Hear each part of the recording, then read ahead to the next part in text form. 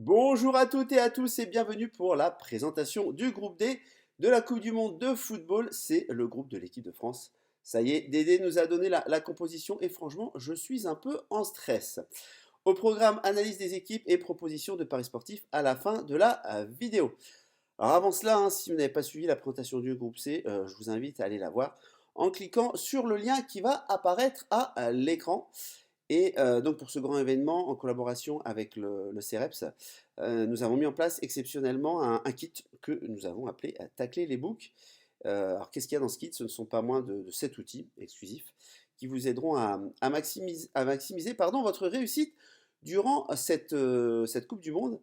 Comme par exemple le second outil qui vous fera prendre conscience pardon, d'une donnée que moi voilà, je trouve qui est importante et méconnue des parieurs et qui vous permettra d'améliorer en fait votre vision des paris sportifs, surtout au football, et vous ouvrira l'esprit au champ des possibilités des paris un petit peu plus large. Et pour les plus curieux d'entre vous et les plus pressés aussi, je vous invite à aller voir le lien en description sous cette vidéo. Vous ne serez pas déçus et de toute façon c'est gratuit, donc comme on dit, ça mange pas de pain. Et pour ceux aujourd'hui qui ont déjà suivi les vidéos de présentation des groupes A, B et C, et ben c'est parti pour le groupe D. Et justement, avez-vous du souci, avez-vous pardon, et avons-nous du souci à nous faire pour les Bleus dans cette poule?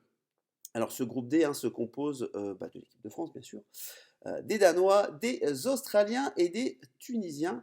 Et sans réfléchir, là, j'imagine que vous vous dites que bon, le top 2 paraît assez easy pour les Français et donc on passera facilement en huitième de finale. Mais, parce qu'il y a un mais, il y a une statistique que je vous donnerai en fin de vidéo, vous allez voir. Je ne suis pas sûr que vous soyez toujours aussi confiant. Voilà. Alors, on va commencer par les Australiens, qu'on appelle les Socceroos, voilà, en Australie. On va pas se cacher, leur tâche s'annonce quand même très compliquée. C'est un cinquième mondial consécutif pour eux.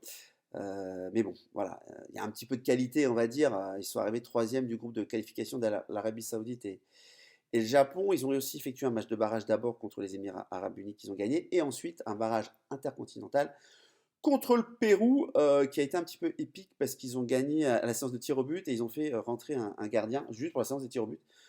Bon, voilà, c'était assez original comment il se tenait sur sa ligne, mais il les a fait gagner, donc ils sont passés au tir au but. Donc ça a été vraiment dans un trou de souris pour les Australiens.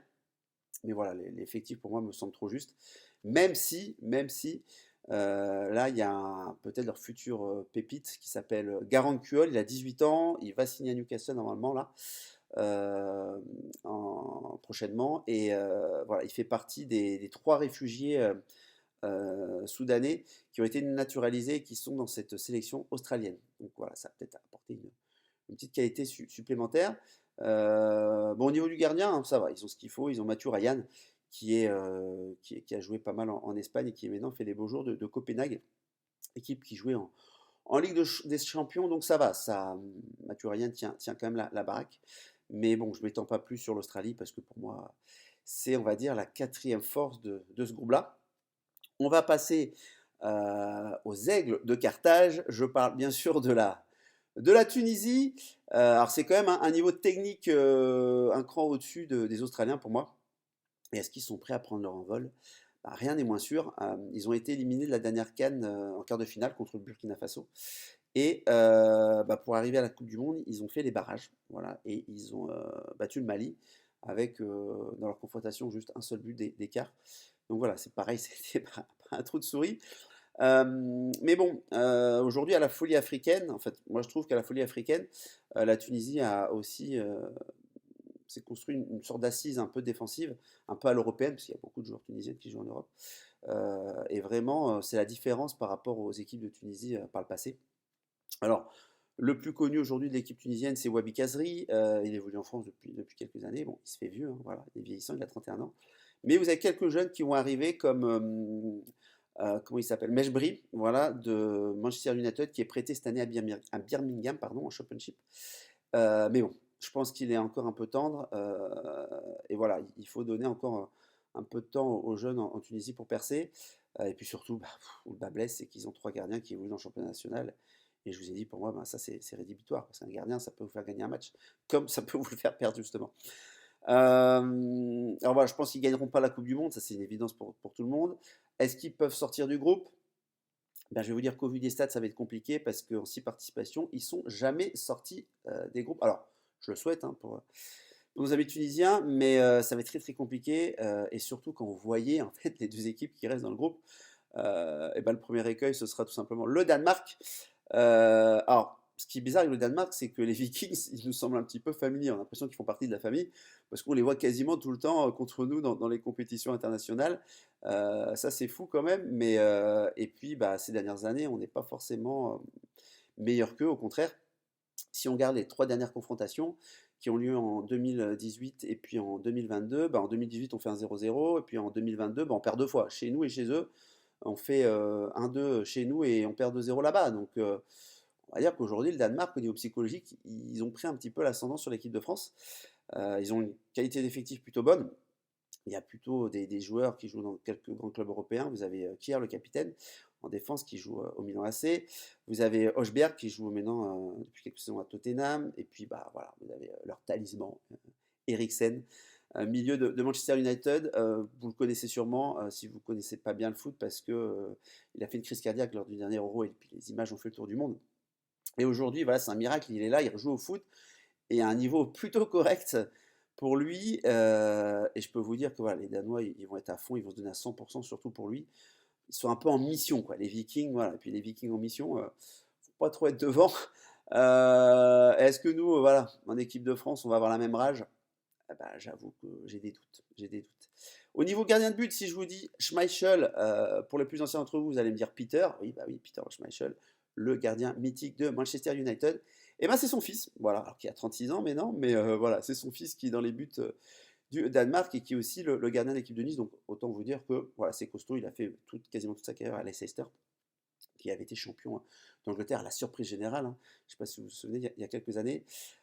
Franchement, honnêtement, cette équipe-là, je vois aucune faille. Alors certes, c'est pas des Brésiliens, ils sont pas ultra techniques, mais il n'y a aucune faille. C'est solide, c'est scandinave, comme on dit. Et bon, ce qui m'inquiète un petit peu. Alors nos amis, nos petits Frenchies dans tout ça, pardon. Bah, alors j'ai regardé la télévision, j'ai vu l'énoncé de l'équipe de France, et puis à un moment donné, je me suis dit, mais attendez, enfin, c'est quoi notre milieu, quoi? Enfin, pour moi, c'est là que le bas blesse. Alors, si on joue en 4-4-3, ou 4-4-3, un peu trop de joueurs, en 4-3-3, pardon, vous allez mettre qui? Rabiot, ok, Tchouaméni, et puis qui d'autre? Fofana, Verretou, enfin pour moi ça paraît très léger, ça n'a pas beaucoup de cap, enfin de sélection, pardon, en équipe de France. La défense est en chantier, qui est pas blessé, qui est blessé. Puis moi je comprends toujours pas pourquoi il n'a pas pris Kalulu. Au Milan AC, il fait les beaux jours du Milan, il peut jouer arrière droit. Enfin, voilà, j'ai quelques incompréhensions. Bon, après, je suis pas sélectionneur, hein. Mais bon, bien sûr, devant, il n'y a rien à dire. Bon, ça fait partie des meilleures attaques du monde. Puis dans les buts, Captain Loris, il va faire le travail.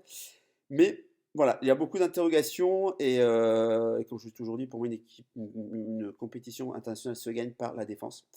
Et bah, ma défense, mon équipe de France, me fait peur en défense, voilà, tout simplement. Et pour qu'on gagne la Coupe du Monde, franchement, il va falloir un alignement des planètes. Et j'en doute, voilà. Donc, et en plus, et j'ai pas fini, parce que si je vous dis qu'il y a une malédiction qui plane, je vais encore noircir un peu plus le tableau. Bah, en fait, il existe une malédiction sur le tenant du titre lors des phases de groupe. Sur les 5 derniers champions du monde, il y en a 4 qui ont été éliminés au premier tour. En 2002, la France, en 2010, l'Italie, en 2014, l'Espagne et en 2018, l'Allemagne. Quand je vous ai dit ça, je pense que voilà, vous serez ça encore un peu plus. Donc on va dire que le pire ennemi de la France, c'est qui? Ben, enfin, c'est la France nous-mêmes, quoi. Parce que quand vous voyez notre poule, si on ne sort pas des poules, on va se faire voilà, une esnabis, pardon. Rien à voir avec le but, je pense, mais voilà, ça va être compliqué. À ça, vous ajoutez un petit soupçon de bazar à la Fédération française, Zizou pousse pour être sélectionneur. On va dire que tous les ingrédients sont réunis pour faire un petit cocktail explosif. Alors, à la question, avez-vous du souci à vous faire pour les Bleus dans la poule? Bah, voilà, la réponse est un grand oui. Moi, je suis vraiment pas serein. Et d'ailleurs, au niveau des paris sportifs, ben, je prends rien sur la France. Moi, le pari qui me fait vraiment de l'œil, c'est le Danemark se qualifie à 1,42. Franchement, 1,42, je trouve ça très bien. Pour moi, ils sont supérieurs à la Tunisie et à l'Australie. Bon, après, il y a des impondérables. Et puis, je pense même qu'ils peuvent nous battre, ou au moins prendre un point contre nous. Donc, 1,42, pour moi, il y a valu. Et pourquoi pas la Danemark finit premier du groupe, vu que ça fait 2 fois qu'ils nous battent là en peu de temps. Bon, là, ce serait plutôt un pari en fun, mais la pièce vaut le coup d'être tentée, hein. C'est le deuxième match France-Danemark. Après, voilà, faut voir. Mais en tout cas, moi, le pari sur lequel j'ai le plus confiance, c'est le Danemark sur de la poule 1,42. Je trouve que c'est bien payé. Et si vous êtes un petit peu superstitieux, pour les plus fous d'entre vous, vous pouvez prendre Danemark-Australie ou Danemark-Tunisie qui sortent de la poule.